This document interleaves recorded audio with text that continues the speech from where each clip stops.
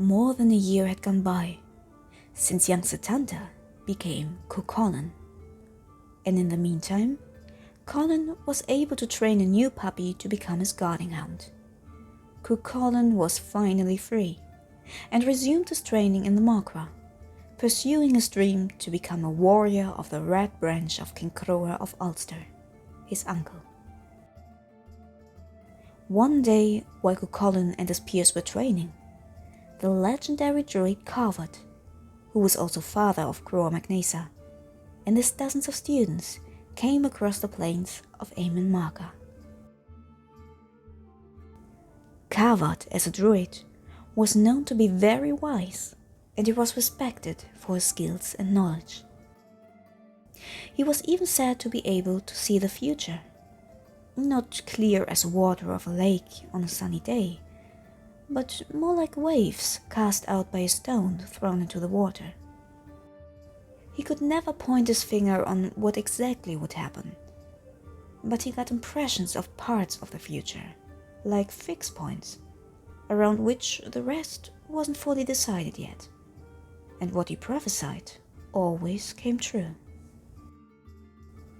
And even though young Cuchulainn didn't really care much for actual knowledge, as long as it wasn't connected to the life of a warrior, he joined the group as often as he could, to listen to what the famous Carvot had to teach his students. Carvot talked about all sorts of things.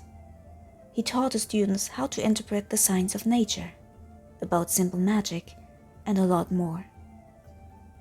But what really stood out to the young Cuchulainn was the moment when one of the students asked Carvot what signs the day brought for the future.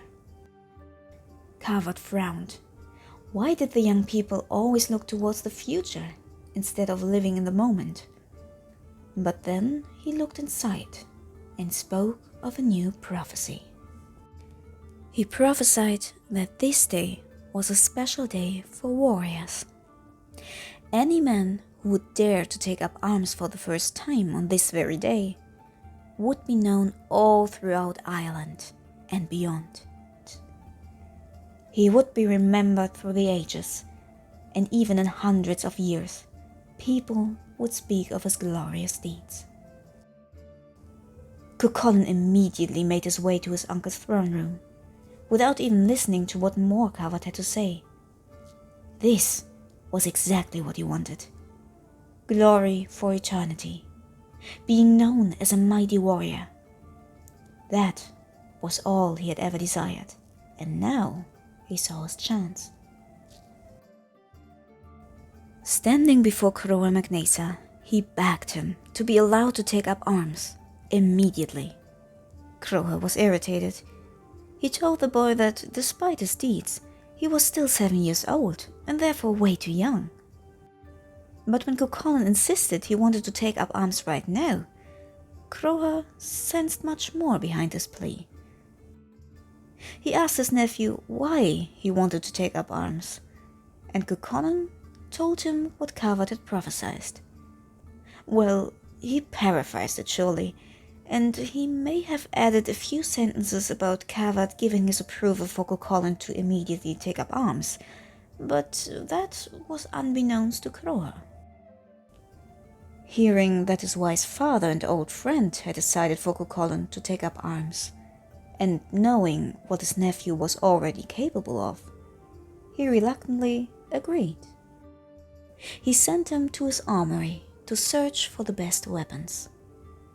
Cuchulainn tested all of the weapons in the armory, breaking one after the other, until a single set of armor was left, the set belonging to his uncle, the king himself. Croa was not happy about all of the broken weapons on the floor, but he agreed for Cuchulainn to keep the ones he had chosen.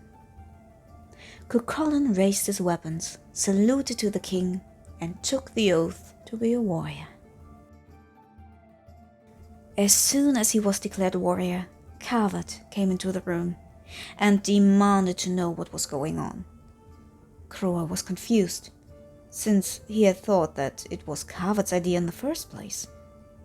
Both men were furious about the deceit, But Cuchulainn defended himself, saying that he had heard the prophecy about the glorious warrior born from this day, and that this was his destiny. But Cavod only shook his head. He called him an idiot and asked him whether he had heard the whole prophecy. He would be remembered in glory, sure, but though he would be famous, he would also live a very short life. Cavod looked at the boy full of pity for this fool's fate. But Cuchulainn didn't even flinch. He replied that he rather died a glorious death today and be remembered than having a long life and being forgotten.